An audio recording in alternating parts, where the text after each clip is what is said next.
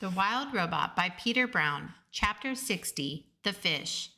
Help! Help! He's got my tail! Paddler was splashing and screaming in the pond. Mr. and Mrs. Beaver were nowhere to be seen, so Roz picked up a fallen tree branch and stomped into the shallows. Grab onto this, she said as she reached out with the branch. Paddler grabbed it with his big teeth, and the robot lifted him up out of the water. And there, hanging from the young beaver's tail, was Rockmouth, the grumpy old pike. In one quick movement, Roz pulled in the branch and gripped the fish with her two hands. Paddler flopped into the water where his parents suddenly appeared. What is wrong with you, Rockmouth? Mrs. Beaver dragged her son away. You've always been a nuisance, but this time you've gone too far. Do us all a favor, Roz, and toss him to the vultures. I cannot do that, said the robot, but I might be able to help. Roz placed Rockmouth in a deep puddle near the pond where he couldn't swim away. Then she waited for the fish to explain himself. Fish aren't very talkative, especially grumpy fish like Rockmouth, but eventually he opened up to the robot, and before long she was waving for the beavers to join them.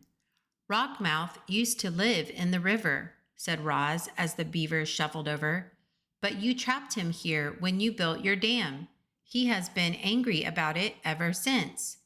That doesn't give him the right to attack my son, hollered Mr. Beaver.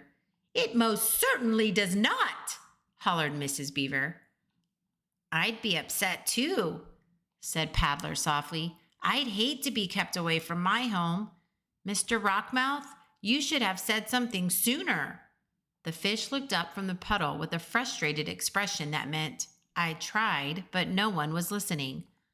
Well, the situation had to be remedied, and you can guess who rose to the occasion. Roz was determined to get Rockmouth back to his home. After she explored the nearby waterways, it became clear that she would have to carry the pike through the forest and across the great meadow to the nearest bend in the river. I need a large container, said Roz to the beavers. Something I can fill with water so Rockmouth can breathe while I carry him home. I could make it myself, but I thought you might like to help. It couldn't have been easy to overcome her anger with Rockmouth, but after Mrs. Beaver had a chance to cool off, she finally came around. I suppose we're partly to blame for this whole situation, she muttered. Then the beavers did the right thing, and together they carved out a wooden barrel for the fish. Here you go. Mrs. Beaver rolled the barrel over to the puddle where the robot and the fish were waiting. This should work nicely. Rockmouth, I hope you're happy back in the river. Rockmouth just flicked his tail in a way that meant, will someone please take me home now? Roz filled the barrel with water and a grumpy fish, and then they were off. She carried Rockmouth through the forest and across the meadow until she was standing on the riverbank. Welcome home, said the robot. Then she tipped the barrel, and the fish plunked into the river. Rockmouth's face poked above the surface. He flashed a big, toothy grin, and then he quickly swam away.